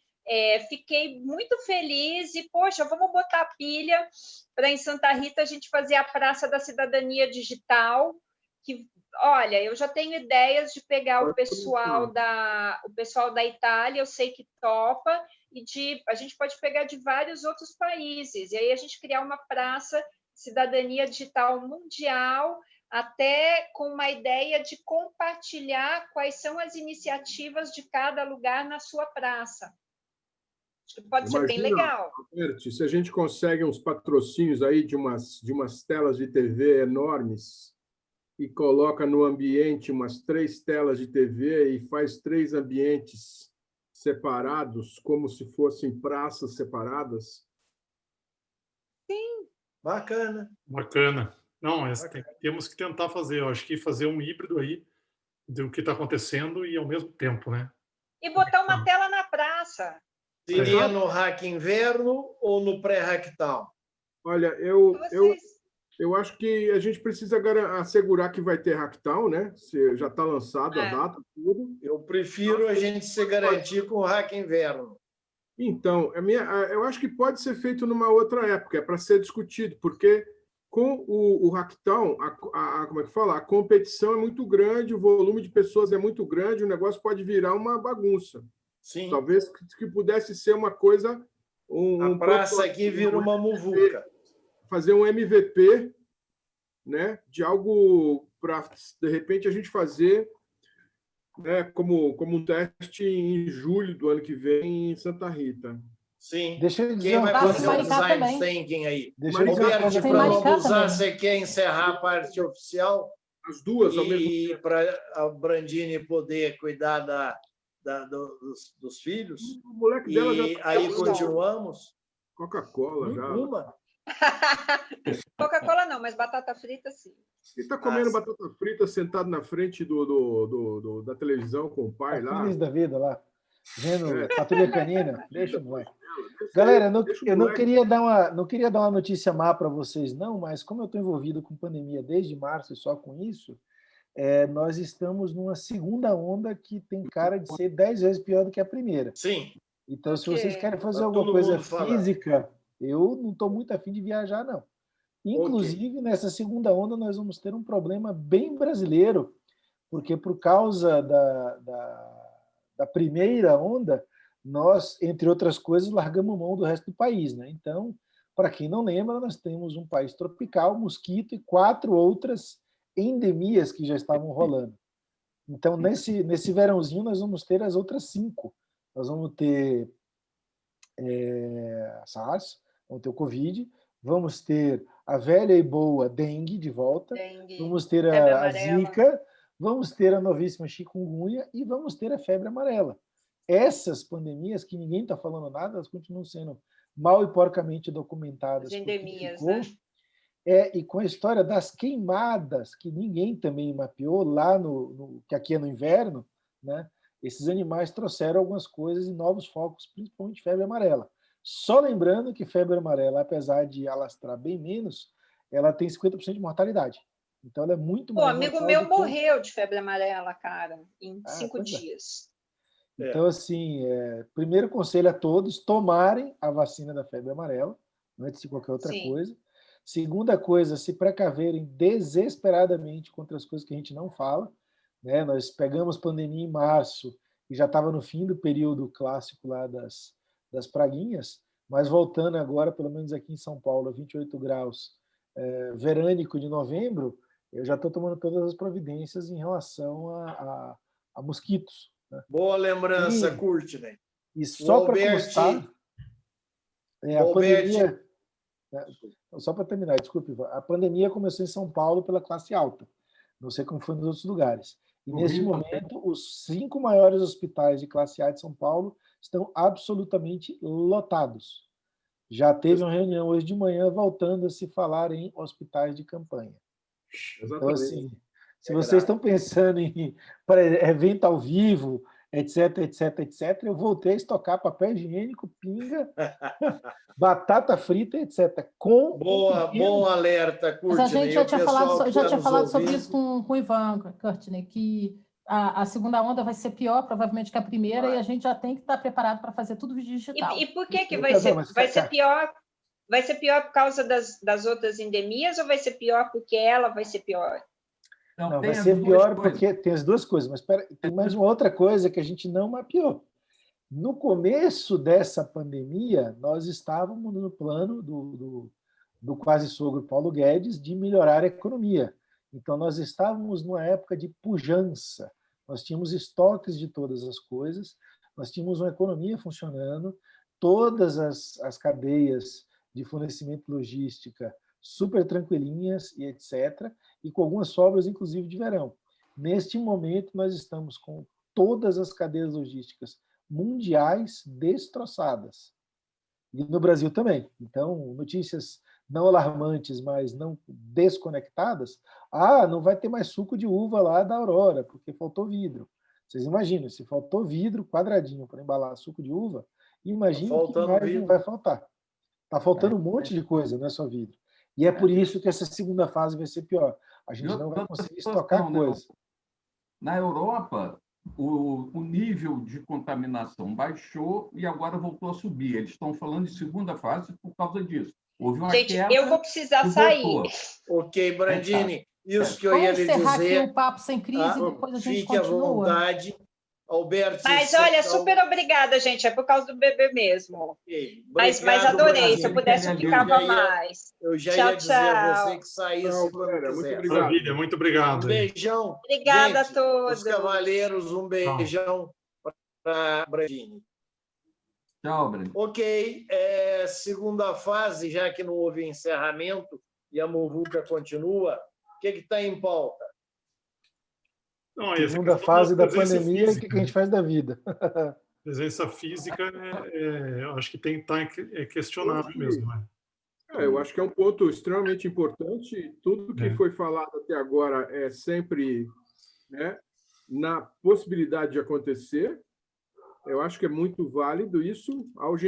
Né, no começo da semana, eu compartilhei algo que deu no Estadão. A semana passada, isso que o Courtney está falando, semana passada tem um médico do Einstein que mora no meu prédio e a esposa estava contando isso exatamente, e 3 dias depois saiu no Estadão. Então, a gente não vai ter uma segunda onda, nós vamos manter o patamar lá no alto, que eu acho que foi mais ou menos isso que eu tinha escrito, né? E era isso que eu estava falando também, Carlos. Na realidade, o nível de contaminação no Brasil não baixou para dizer que acabou. Ele continua elevado, então nós vamos emendar. Ok, gente, para colocar alguns temas, eu gostaria, em segundo ponto, que o Courtney desse um plá daquela conversa que está acontecendo lá no Caos, e para a turma ficar para. Alguns já sabem, estão participando. Mas antes do Courtney, eu queria já fazer um desafio.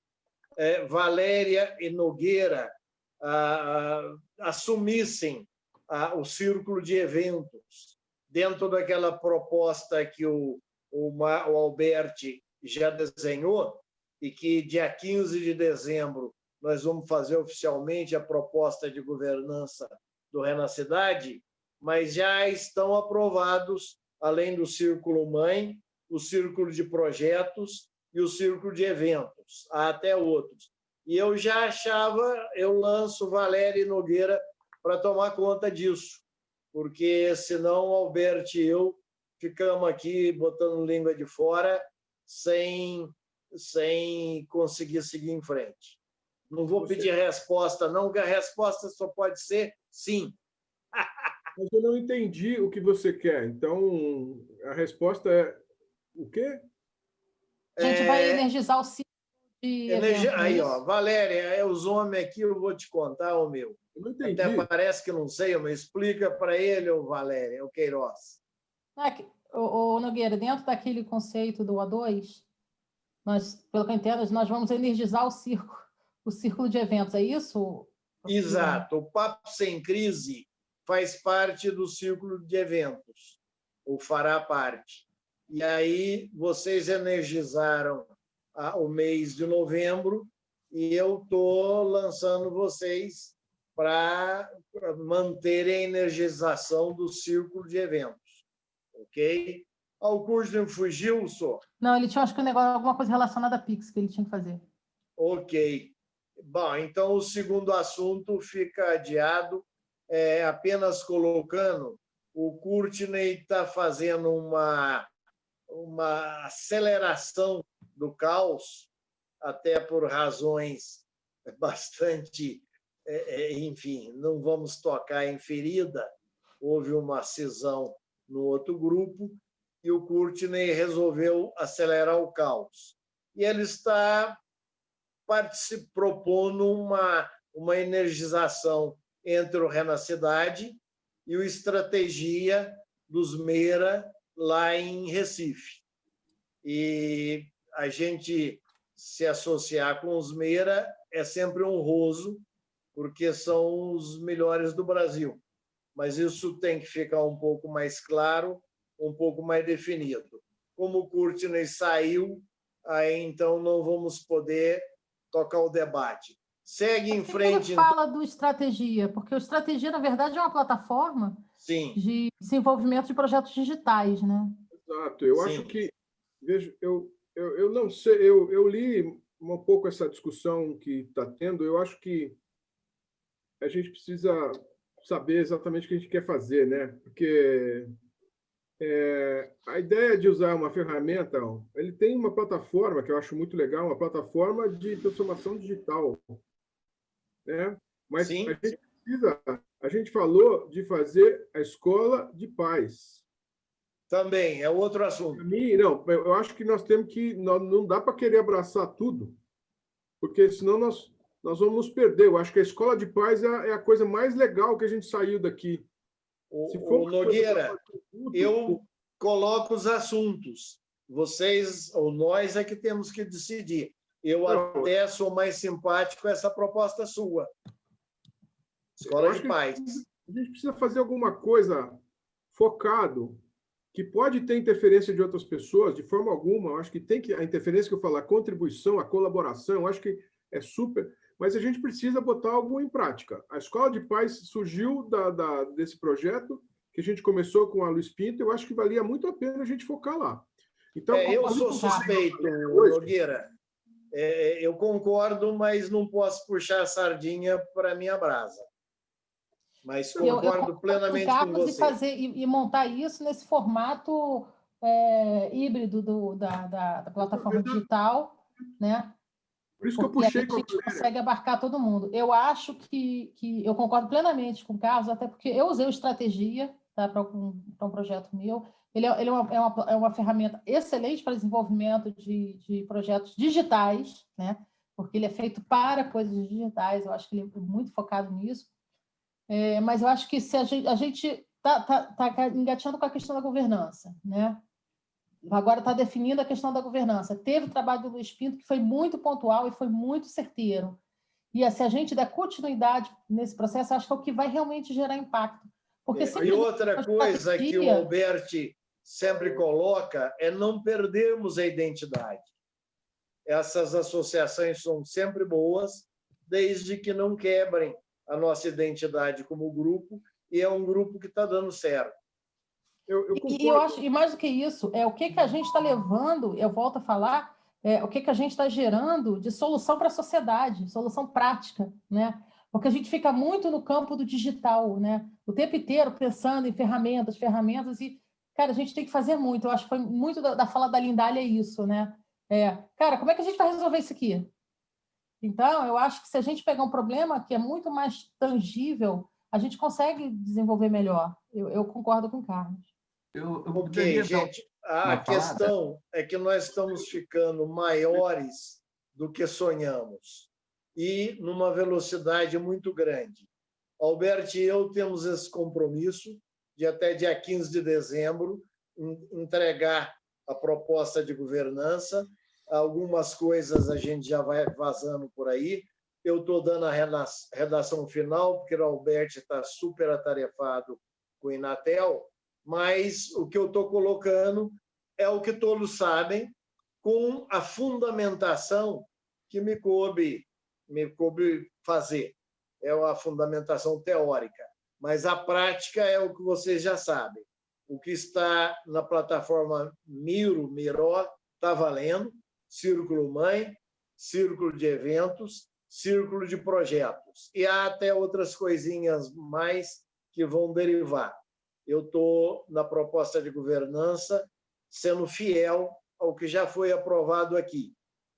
Eu fico muito feliz agora e estou fazendo um desafio que, não sei se Alberti já tocamos isso, mas não levamos adiante, que Queiroz e Nogueira assumam o círculo de eventos, ou se candidatem a assumir, para ver se todos homologam, ok? E aí eu gostaria de começar a me dedicar ao círculo de projetos, para tentar descobrir o que é. Eu acho que as coisas são uma matriz, né? Elas funcionam meio que numa matriz. Eu não tenho uma clareza muito grande como que algumas das palestras que aconteceram no Papo Sem Crise aconteceram, porque elas foram surgindo. Você, o Alberti, as foram surgindo, as pessoas foram participando. Eu não tinha muito claro, em algumas delas, qual era, por exemplo, a razão da conexão com o Renacidade, ou seja, coisas, como é que elas se conectavam. E quando a gente fala agora de, por exemplo, assumir uma questão de eventos, eu não tenho nenhum problema, desde que a gente tenha uma visão, né, a partir de quando, né, e que a gente tenha né, quais são as verticais que a gente vai trabalhar, né? E aí a gente pode explorar. Uma das coisas que a gente falou, que a gente sente também, a gente falou que faria uma vez por mês, seria uma reunião nossa de trabalho para distribuir as coisas, porque está acontecendo agora, casualmente. Mas não programada, né, Ivan? Ela está acontecendo não programada. Eu acho que ela tinha que ter uma programação. Está na agenda. Uma agenda. Aí agora, por exemplo, eu estou cansada. Chega uma hora que ficar muito tempo na frente da tela, começa a dar cansaço também, né? 2 horas na frente da tela, então, depois de um dia. Ok, vamos pragmatizar assim. Aquela situação do Miro, que todo mundo aprovou, provavelmente vai ser a nossa estrutura de governança. Vamos apenas dar um fundamento lógico à proposta para que todos tenham a coisa muito clara. E vamos aprovar aqui o dia 15 de dezembro ou quando for, ok? Segundo ponto, a questão do eventos, Nogueira, é o meu viés prático e estruturante. Eu acho que o que eu estou propondo aqui é o que já aconteceu. Você e Queiroz estão administrando o evento e muito bem nesse mês de empoderamento. É só continuar da maneira como vocês acharem que deva, ok? A gente não fez. E aí eu gostaria de trazer a proposta de esse evento, a Escola de Paz, e esse evento que a Brandini aderiu e Lindália também aderiu, que fosse formatado para julho ou setembro do ano que vem. Ok? Ivan. E sem mais, encerro e fica aí a palavra para vocês. Eu queria falar uma coisa. Quer falar? Fala aí, Carlos. Não, é você primeiro. Fala você. Gente, eu vou ter que ir, tá bom? Muito obrigada, Igor. Adorei o debate. Parabéns. Valeu, Valéria. Obrigado pela presença, Valéria. Nada, tchau. É uma situação interessante até. Eu me inscrevi num segundo curso do Instituto Paulo Freire, né? Eu fiz o primeiro e me inscrevi para fazer um artigo, né? Não é um TCC, é um artigo, e ele sendo aprovado seria publicado, e ele foi publicado. E foi assim, 70 e poucos artigos sobre educação, e o meu era um artigo sobre política. Marcelo. E coisa. Eu me inscrevi no segundo curso, que eu estava aqui pensando o que eu iria escrever, ou o que poderíamos escrever, depois que eu ouvi sobre as escolas de paz. Esse segundo curso que eu estou fazendo é Mestres do Amanhã, Fazedores do Futuro, que é exatamente rediscutir uma nova educação a partir do Paulo Freire, no caso.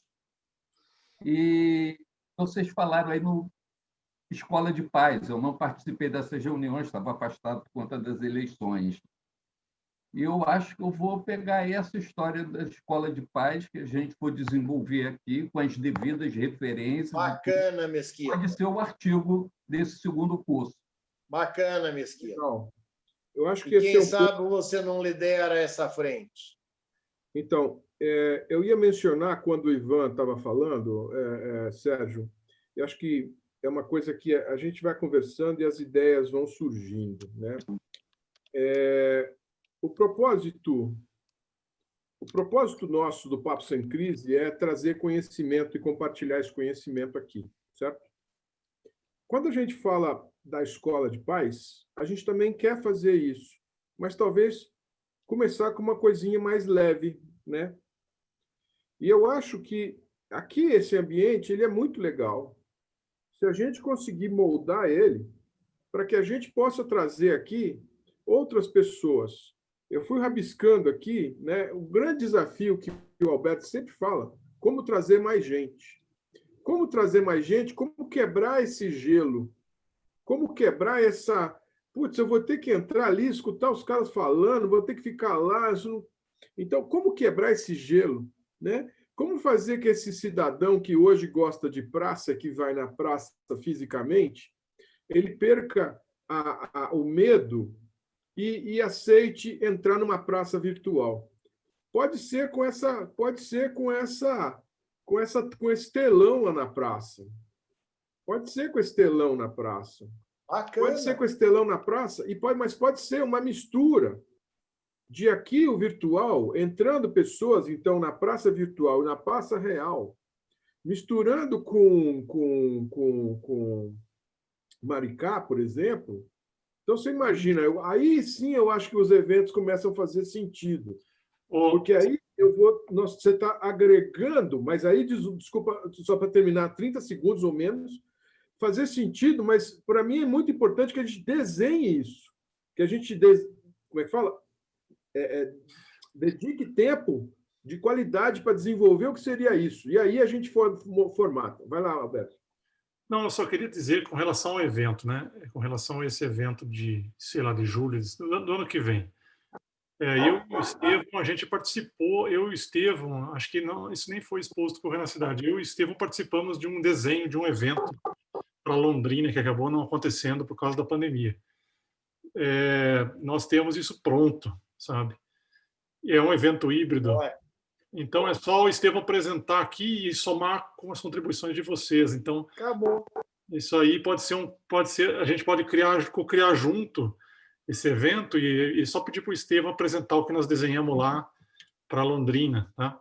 Acabou não saindo porque as pessoas lá queriam que a gente fizesse tudo e aí acabou que a gente não tinha tempo de fazer tudo, a gente tinha tempo de fazer a nossa parte e aí não saiu. Então, assim, a gente pode fazer aqui, né? Como vocês estão querendo desenhar aí. Com relação à escola do Luiz Pinto, né, da Escola de Paz, eu acho que é excelente treinar isso, fazer um case disso, e repetindo o que eu disse no dia, eu acho que não deveria ser só fechado aos pais, deveria ser mais amplo, mas... A comunidade. Quando eu falo pais, eu concordo com você, eu continuo falando pais porque comunidade. Na educação nós temos 3 fatores, nós temos a família, o aluno e a escola, né? O professor, então talvez 4, né? Porque tem... Mas então você tem a casa, a família, o aluno, o professor e a escola em si, né? Por isso que eu falei pais, porque ele é o cara que está conectado com a educação, mas pode ser o tio, pode ser o vizinho, pode ser o filho, pode ser... Na verdade, o que nós queremos... Comunidade no entorno da escola. O que nós queremos exatamente, mais do que expandir o conceito de escola, é falar de futuros. É trazer as pessoas para entender o que está acontecendo e a importância delas estarem, de alguma forma, fazendo algo. Não sei. Né? Nessa linha. E aí, só queria uma ideia aqui, Alberto, na hora que eu te mandei uma foto durante a conversa nossa, eu até apontei assim, que era o seguinte, a Valéria estava falando, e aí me veio uma doideira na cabeça, que aquele aplicativo que você testou, que a gente entra como avatar, e que você faz a apresentação, então você imagina criar uma praça virtual, similar à praça onde a gente vai fazer o evento. E posicionar as câmeras exatamente onde você posiciona a câmera ali dentro. Você imagina? Era isso que eu comecei a fazer aqui. Legal. Então, eu sei fazer. Exatamente a mesma o Albert coisa. fala disso na palestra dele lá do Clube Naval. Bom, vamos ser práticos. É a cidade virtual. O que eu achei muito legal, o Carlos, foi que há 2 anos atrás a gente estava discutindo isso na Singularity aqui do Rio, e porque a gente queria realmente fazer alguma coisa voltada para levar a inovação, a educação voltada para a inovação para as comunidades. E a gente não chegou a lugar nenhum. E na época eu falei com o Marcelo Matos, eu acho o nome dele. Não o Marcelo Matos lá do Sul, não. Eu virei para o Marcelo e falei assim, Marcelo, por que a gente não faz... Vamos nós dois falar sobre inovação na praça. Isso tem uns 2 anos. Porque se a gente quer inovar, a única forma da gente inovar é levar a inovação para onde estão as pessoas. Como diria aquela música lá o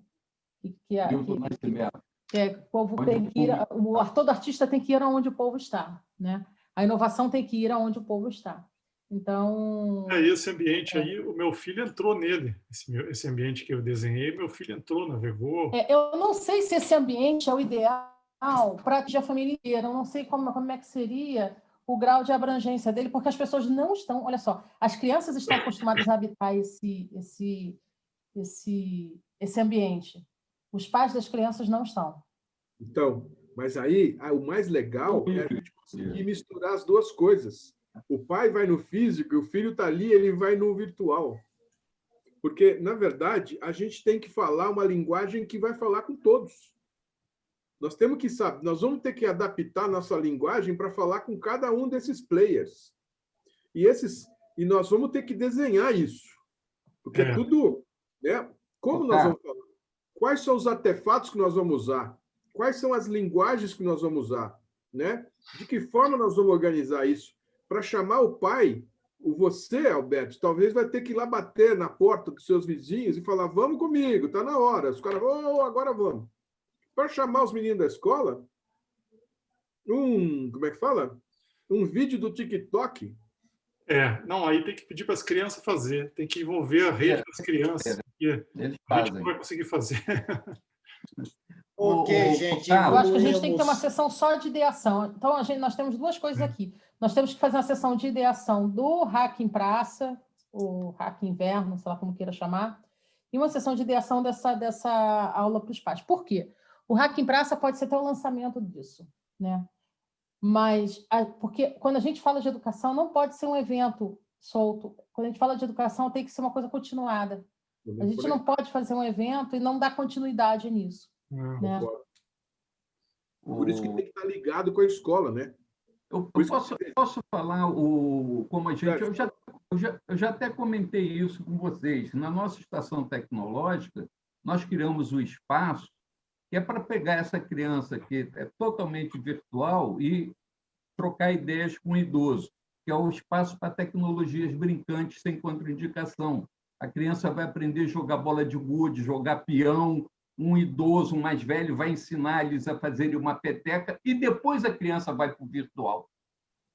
Então, no projeto nosso, a criança vai passar por esse espaço e depois ele vai para a aula dele, de desenvolvimento, que ele for fazer dentro da estação, e na saída ele retorna pelo espaço de novo. E nesse espaço a gente pretende trabalhar essa interação, a intergeracionalidade. E aí, desde história a jogo de bola de gude, vai ter tudo. Pode ser alguma coisa que possa se adaptar na escola dos pais. E aí você vai trazer os 2 mundos juntos. Ok, gente. Isso está bacana. O único vagabundo da turma sou eu, então eu tenho mais tempo para dedicar aos projetos. eu queria que vocês avaliassem o tempo de disponibilidade de vocês para a gente prosseguir com o que a Valéria falou, a ideação do Hack em Praça e a ideação da Escola de Paz. Se deslancharmos esses dois, ou só um deles, em 2021, já é muito para o Renacidade. Se for os dois, então, arrebenta. Ok? Tem que focar no Então, vamos pensar nisso, e quem tiver agenda mais apertada, propõe o dia para a gente fazer a ideação de um, de outro ou dos dois. Além da governança, que já está no compromisso de Alberto e eu, fazermos o papo de encerramento do ano, dia 15 de dezembro. Excelente. Ok? Aproveitando, Nogueira e Queiroz, eu mando para vocês agora a palestra da... como é que chama, Queiroz? Me ajuda. Isabela Capistrano. É uma indicação, da, como é que chama, da Mônica, do Luiz Pinto, uma menina, uma mocinha com cara de menina, e que tem o empoderamento da mulher da próxima terça, não é, Queiroz? Eu já lhe mandei o material. Você me mandou alguma coisa e eu fiquei de alinhar com o Nogueira. Sim. Porque o Nogueira tá com a indicação também muito boa, que era da Gisele, né, Nogueira? Mas ela não vai poder. Tem duas pessoas aí que eu queria convidar. Preciso sentar com a Valéria e conversar com elas. Carlos, como é que chama? Para conversar sobre a menina Capistrano essas duas coisas? Já aceitou o convite para a próxima terça, e se houver alteração, a gente tem que deslocá-la para outro dia. A gente pode botar outra para falar na primeira terça também. De dezembro. Então, Queiroz e Nogueira, formatem o próximo papo da próxima terça, com a Santa Ritense, mora em Campinas, de família Santa Ritense, e que tem uma proposta muito bacana para professores em ambiente digital, ok? E vocês definam, já assumindo aí o círculo de eventos, sem querer, querendo, e eu e Alberto temos que ir cedendo espaço para vocês tomarem conta. Senão, vira Alberto e eu e companhia limitada, não é? Aí vamos poder nos dedicar a outras frentes. Tá bom? O que mais, Alberto? Alguém prossegue, estoura a coluna da Queiroz, ou encerramos? Eu preciso sair já, mas eu queria só dizer que nós temos várias coisas aqui e eu acho que a gente deveria ter outros dias de agenda aí para discutir algumas dessas coisas que são muito ricas e a gente pode correr o risco de deixar passar, né? Mas eu pediria só um tempo, porque agora até 15 de dezembro vai ser muito difícil até 8 de dezembro vai ser muito difícil eu conseguir tempo, um dia além mais um dia na semana, mas depois de 8 de dezembro acho que começa a esfriar um pouco, a gente podia fazer esses treinamentos aí. Então vamos ideando. Antes do Natal. A gente pode ter um grupo no WhatsApp, eu acho, só do comitê de gestão, né? Para a gente já ir discutindo e talvez montando um planejamento do 2021. Já ir estruturando, botando lá e depois a gente vai discutindo cada um desses pontos. O que vocês acham? Nogueira, acho uma como boa. Vocês são os donos do evento e o Hack em Praça é de vocês, criem um grupo específico. É um grupo de 2, eu acho que tem que ser um grupo do quem é que realmente está dentro desse núcleo de gestão. Eu acho que a gente pode fazer desde que a gente divulgue tudo que for decidido lá no outro grupo. Tá? Sim. Mas só para a gente já ir ter... Porque senão vai se perder. Porque começa a entrar um monte de coisa lá no grupo, a gente perde a linha, né? Eu tenho, por exemplo, várias coisas que eu queria atualizar, mas se eu for falar agora, eu vou gastar mais 1 hora. Por exemplo, o negócio que aconteceu no Sebrae acabou, o curso. Eu ia fazer uma macarronada com vinho, Alberto, mas eu abro mão. Uma pendência com você. Você já terminou aquela análise? Cara, Para quem? Pergunta para quem? para mim. Alberto, Não, aí eu tô sextando no sábado à noite, cara. Não tô conseguindo tempo para fazer nada. Aí não tô conseguindo. não. Eu estou com ele aberto, inclusive, na minha frente, que era uma das coisas. Quando eu te mandei a foto, eu ia escrever sobre isso. Eu vou voltar, eu queria marcar, sei lá, uma meia hora com você, no final de noite, qualquer hora, para a gente passar por isso. Era isso, basicamente, que eu ia te falar. Tá. Mas ali, eu quero ler de novo. Você quer que eu escreva? Vamos fazer assim. Então, hoje eu consegui mandar um artigo de um periódico que estava me consumindo nos últimos 21 dias. Vou tentar, vamos ver essa semana. Eu já tenho quarta, quinta, tá na sexta, talvez, para eu entender melhor onde é que nós paramos. Tá. Tá bom. Ok, gente. Acho que foi bacana. Antes que o Alberto encerre, eu queria, se o Zoom ainda estiver ligado, dizer ao pessoal que Renacidade é isso. É transparência, ninguém faz nada escondido, ninguém manda em ninguém, é uma democracia. De vez em quando, o projeto exige e alguém assume a liderança. Quando fica cansado, outro toma o lugar. Aqui estamos praticamente com o miolo, tem mais uns 5 por aí, mas o miolo do Renacidade é o Carlos, dos fundadores, o Carlos Nogueira, a Valéria, o Sérgio Mesquita, que são dos fundadores originais. Rico aqui é só o Sérgio Mesquita, cuja prefeitura está sentada em cima do barril de petróleo, os royalties. O resto é tudo pobre. Então, Nogueira, São Paulo, Valéria, Rio, Sérgio Mesquita, Maricá, que sozinha já vale tudo. O Alberti é do Sul, né, Alberto? Você representa o Sul. E o Caipira sou eu, não é? Alberti, a palavra é sua para encerrar. Então, vamos encerrar, até porque já não posso ficar, já passei 8 minutos do meu tempo aqui. Então, agradeço por todo mundo que assistiu, todo mundo que participou, o rico debate que tivemos hoje sobre a cidadania inteligente digital, né? As novas praças, a importância de... falaria mais 15 minutos, mas vamos rapidinho, 30 segundos.